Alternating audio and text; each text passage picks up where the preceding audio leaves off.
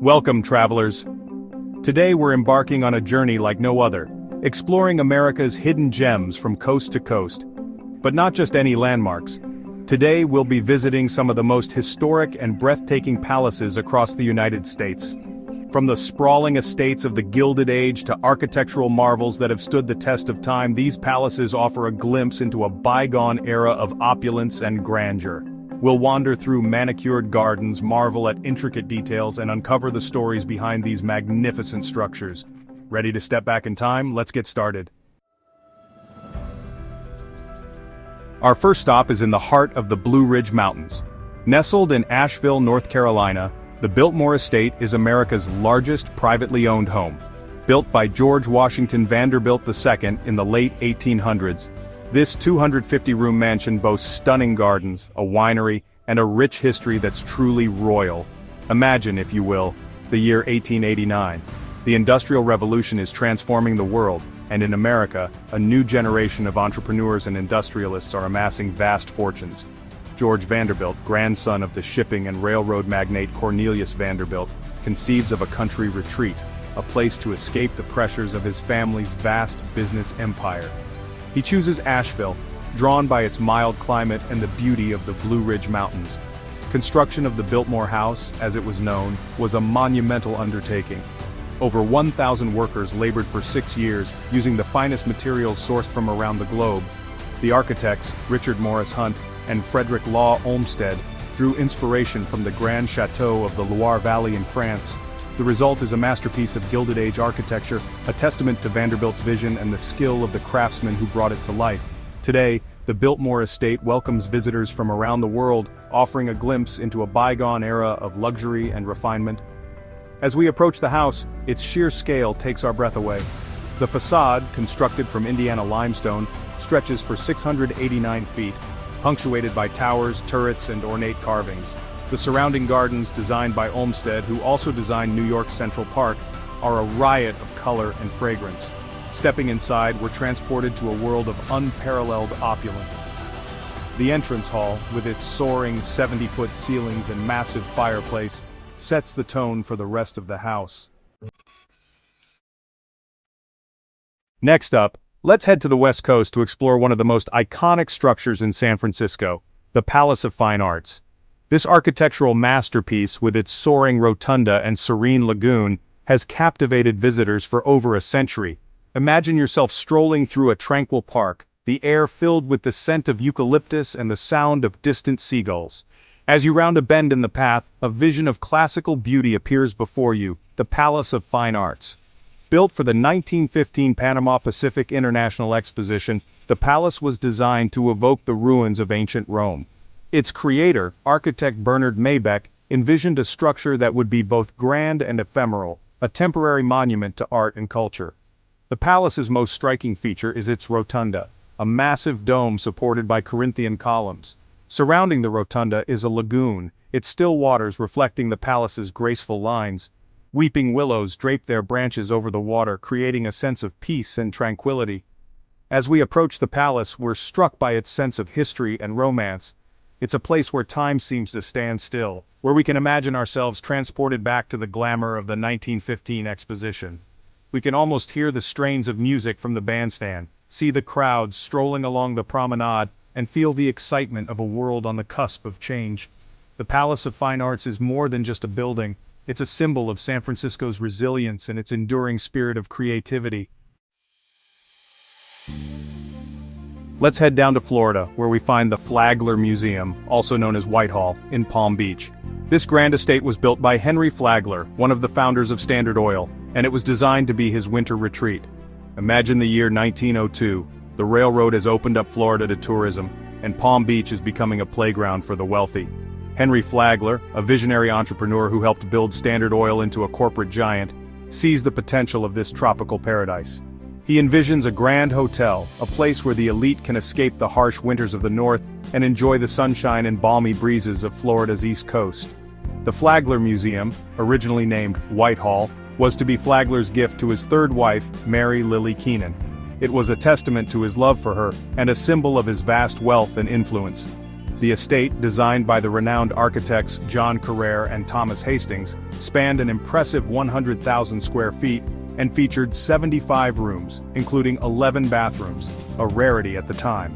As we approach Whitehall, its gleaming white facade, inspired by the Italian Renaissance, shimmers in the Florida sunshine. Palm trees sway gently in the breeze and the air is filled with the scent of tropical flowers. Stepping inside, we're greeted by a breathtaking sight: the Grand Hall, with its soaring 40-foot ceilings, marble columns, and intricate plasterwork. Sunlight streams through a massive skylight, illuminating a grand staircase that seems to ascend forever. Flagler spared no expense in creating a home that would rival the grand palaces of Europe. The finest materials were imported from around the world: marble from Italy, mahogany from the Dominican Republic, and bronze fixtures from France. Each room in Whitehall tells a story of the Flaglers' lavish lifestyle. The dining room, with its massive mahogany table that could seat 50 guests, was the setting for countless elegant dinners. The music room, with its grand piano and pipe organ, hosted concerts and recitals by world-renowned musicians. The Flagler Museum is a time capsule of the Gilded Age, a period of American history marked by both great wealth and social inequality. Now we travel to the historic Hudson Valley in New York to visit the Vanderbilt Mansion. This magnificent estate was once home to Frederick Vanderbilt, one of the wealthiest members of the famed Vanderbilt family. Picture a crisp autumn day in the Hudson Valley. The leaves are ablaze with color and the air is filled with the scent of wood smoke. As you crest a hill overlooking the Hudson River, a grand estate comes into view, its towers and gables silhouetted against the sky. This is the Vanderbilt Mansion National Historic Site, once home to Frederick W. Vanderbilt, grandson of the railroad tycoon Cornelius Vanderbilt. The mansion, completed in 1899, stands as a testament to the Gilded Age, a period of rapid industrialization and economic growth in the United States. It was a time when families like the Vanderbilts amassed unimaginable fortunes, and their grand estates became symbols of their wealth and influence. Frederick Vanderbilt, known for his reserved nature, sought to create a country retreat that exuded elegance and sophistication. He hired McKim, Mead & White to design a home inspired by the grand country houses of England and France. The mansion's facade of gray brick and Indiana limestone conveys a sense of understated grandeur. The surrounding gardens, designed by Frederick Law Olmsted, blend seamlessly with the natural beauty of the Hudson Valley. Inside, a grand entry hall greets us, its walls adorned with tapestries and portraits of Vanderbilt ancestors. A massive fireplace, framed by a carved marble mantelpiece, dominates one end of the hall. Each room reveals more about the Vanderbilts and their world. The dining room, with its long mahogany table and sparkling crystal chandeliers, was the setting for formal dinners. The library, with its floor-to-ceiling bookshelves and comfortable armchairs, was Frederick Vanderbilt's sanctuary. The Vanderbilt Mansion is more than just a grand house. It's a time capsule of a bygone era. It's a place where we can imagine ourselves as guests at a lavish party, mingling with the elite of New York society. Last but certainly not least, we head to the famous Hearst Castle on California's stunning Central Coast. Built by media mogul William Randolph Hearst, this sprawling estate is a blend of Spanish colonial revival and Mediterranean revival styles. Imagine the rugged coastline of California's Central Coast, where the Santa Lucia Mountains meet the Pacific Ocean. Perched high above the crashing waves stands Hearst Castle, a monument to the ambition and extravagance of William Randolph Hearst. Hearst Castle, also known as La Cuesta Encantada, or the Enchanted Hill, is a study in contrasts. It's a place where European grandeur meets California casualness, where ancient artifacts share space with Hollywood glamour. It's a testament to Hearst's eclectic tastes and his desire to create a home that was both a personal sanctuary and a showcase for his vast art collection. As we approach Hearst Castle, its towers and terraces rise organically from the hillside, their white stucco walls gleaming in the California sunshine. The estate sprawls over 165 acres, encompassing 165 rooms, 127 acres of gardens, multiple swimming pools, and even a private zoo.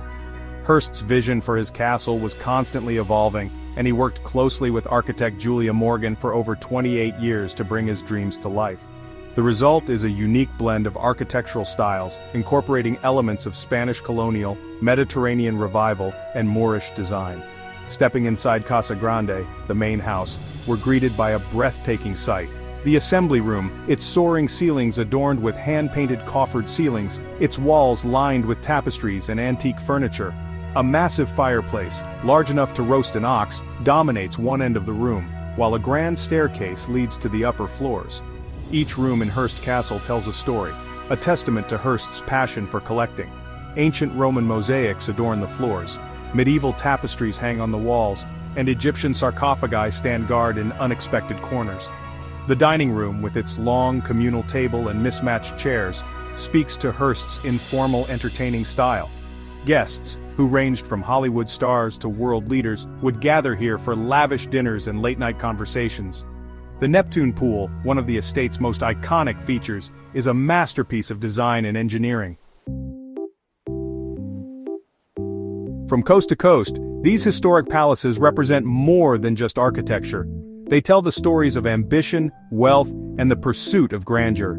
Each palace has its own unique charm, and they all stand as testaments to the opulent lives of their former owners. So, whether you're drawn to the elegance of the Biltmore, the artistic beauty of the Palace of Fine Arts, or the coastal allure of Hearst Castle, these magnificent structures are waiting to be explored.